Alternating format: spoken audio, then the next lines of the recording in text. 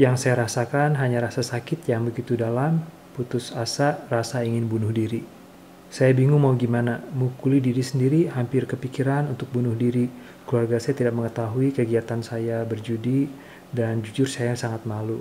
Bang, aku mau hampir bunuh diri, bang. Tolong saya, bang, kumat lagi penyakit judi.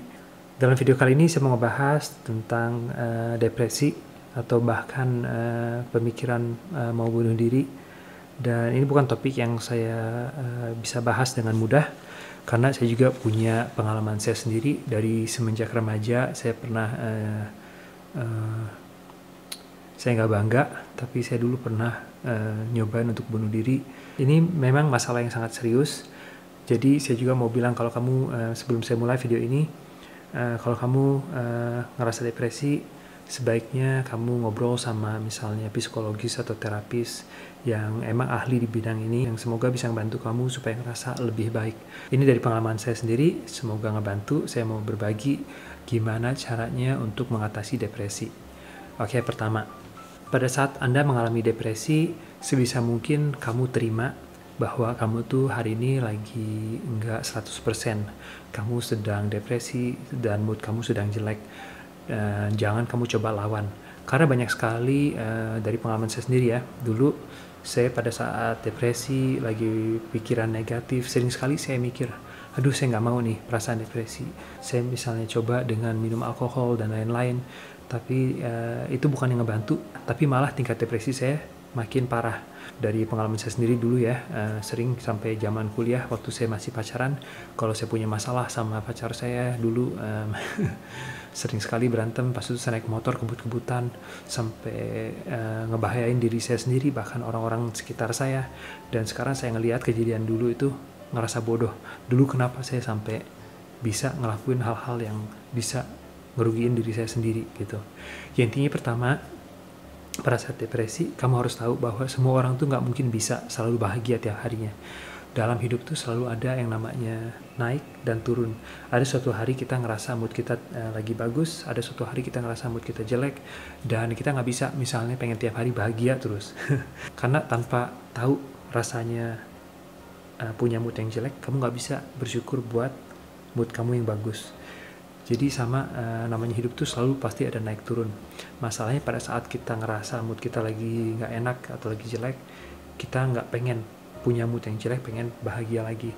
Tapi masalahnya semakin kita ngelawan rasa depresi ini, kita malah makin berada di titik rendah itu makin lama.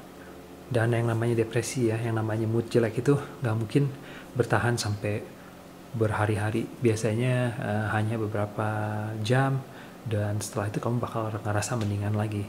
Tips kedua, kalau lagi depresi, biasa orang seringnya duduk di rumah mikirin masalah atau apa ya.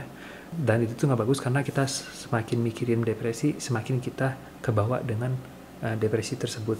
Jadi sebisa mungkin kalau kamu lagi depresi, kamu coba keluar, lebih mengekspres diri kamu, misalnya dari yang namanya jalan-jalan sore, atau bahkan beli punching bag. Seperti saya dulu waktu lagi stres, kadang-kadang mukulin punching bag tuh semua amarah keluar dan rasanya mendingan. Pokoknya jangan diem di kamar aja mikirin masalah kamu. Tips ketiga, coba kamu ganti lingkungan kamu. Kalau misalnya kamu tiap hari depresi, kamu di rumah nggak kemana-mana, kamu coba misalnya main ke rumah temen, atau main ke restoran, atau misalnya ngejalanin hobi kamu yang lama udah nggak kamu lakuin. Karena saya sendiri kadang-kadang lupa ya, zaman masih kecil saya suka main sepeda, suka main layangan, dan sekarang setelah dewasa, kenapa nggak saya lakuin lagi, misalnya kayak main layangan, main sepeda. Sebenarnya masih asik juga, terkadang sekali-kali, apalagi kalau lagi stres. Keempat, jangan lupa juga untuk diet dan olahraga. Karena pada saat kamu olahraga, kamu keringetan, otomatis hormon happy kamu bakal lebih banyak ya, dan otomatis kamu bakal ngerasa mendingan juga, lebih bahagia gitu ya. Karena ada hormon yang kayak misalnya dopamin dan lain-lain, itu bisa diproduksi pada saat kita olahraga dan berkeringat. Dan juga untuk makanan, sebisa mungkin kamu kalau lagi ngerasa stres, kamu coba makan makanan sehat. Karena begini, ada happy hormone yang namanya serotonin, itu diproduksi di dalam perut kita, dan itu dengan makan makanan sehat kita bisa produksi lebih banyak hormon happy ini yang bisa bikin kita ngerasa lebih bahagia. Tips berikutnya, kadang-kadang kalau kita lagi depresi ya, kadang-kadang susah makan, susah tidur. Tapi sebisa mungkin kamu istirahat atau tidur yang cukup. Karena sering banget kita misalnya mikirin, aduh masalah saya banyak sekali, segala macam, hutang saya ada banyak, saya kalah judi atau apapun itu ya. Kamu sering banget karena kepikiran dengan pikiran yang negatif, kamu sampai nggak bisa tidur. Padahal sebenarnya sering banget ya, kadang-kadang kita tidur dan besoknya setelah bangun dengan tidur yang cukup, ngerasa bahagia lagi. Atau kita ngerasa pikiran-pikiran negatif itu tiba-tiba sudah hilang setelah kita bangun tidur di hari berikutnya. Walaupun kadang-kadang kamu tahu ya, kalau tidur itu sehat pada saat depresi, tapi kadang-kadang kita susah untuk maksain diri kita sendiri untuk tidur. Jadi jangan lupa kamu tidur yang cukup. Tips berikutnya, banyakin juga bersyukur, karena sering sekali kita punya satu masalah ya, dan kita lupa untuk bersyukur banyak hal-hal lain yang bisa kita syukurin. Kayak waktu itu saya sempat sebenarnya main ke penjara, ada teman saya yang di penjara 3 tahun karena ganja, dan saya 2 kali main ke sana, saya lihat, duh kasihan banget, dia mau main keluar penjara aja nggak bisa gitu ya. Dan saya bandingin dengan diri saya sendiri, yang tiap hari bisa jalan sore, mau pergi makan dimanapun bisa, sedangkan dia harus tiap hari di penjara.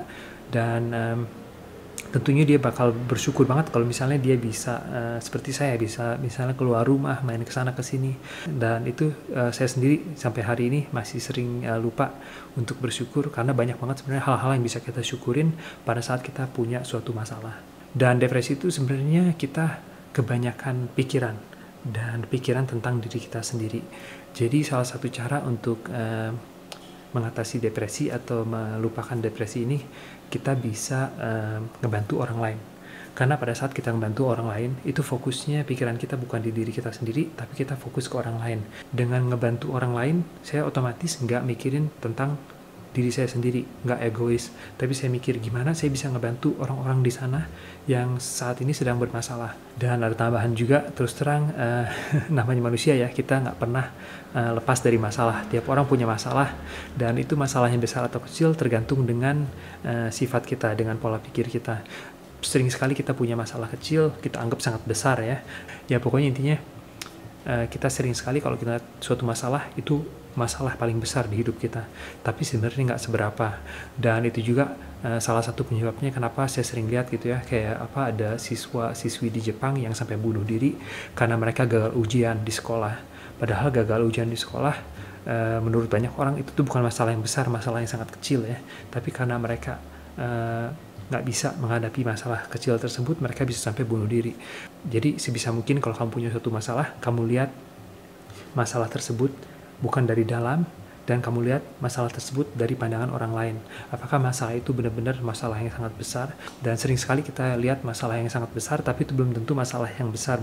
Oke, dan tips terakhir, terus terang alhamdulillah saya akhir-akhir ini udah jarang banget depresi, dan itu tuh karena banyak kebiasaan baru yang saya lakuin yang ngebantu untuk menghindari depresi. Misalnya seperti meditasi.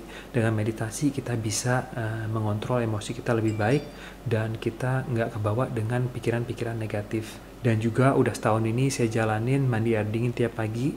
Itu banyak banget keuntungannya. Coba kamu lihat-lihat di internet apa aja keuntungannya. Dan hindari juga misalnya kebanyakan main HP, nonton TV, dan lain-lain. Karena itu sudah terbukti adalah salah satu penyebab kenapa level depresi saat ini makin tinggi. Dan satu lagi yang paling penting, dulu tuh saya sering banget nyalahin diri sendiri. Jadi saya sering banget mengkritik diri sendiri kalau misalnya ngelakuin kesalahan. Dan itu ternyata salah satu penyebab depresi untuk saya, dan juga anxiety atau perasaan cemas. Dan sebaliknya, akhir-akhir ini saya nggak pernah nyalain diri sendiri, tapi saya jalanin yang namanya autosugesti, atau kamu afirmasi semua hal-hal positif tentang diri kamu. Misalnya seperti kamu bilang, saya yakin bisa, saya orang yang pintar, saya orang yang percaya diri. Pokoknya kamu bilang hal-hal positif tentang diri kamu sendiri. Emang kedengarannya aneh pas pertama kali ya, tapi kamu coba lihat sendiri. Banyak sekali orang yang sudah berhasil untuk memperbaiki percaya diri, self-esteem atau harga diri, dan mereka bisa lebih bahagia sehari-harinya. Oke, semoga videonya ngebantu buat kamu yang lagi stres mikirin kalah judi ataupun masalah apapun.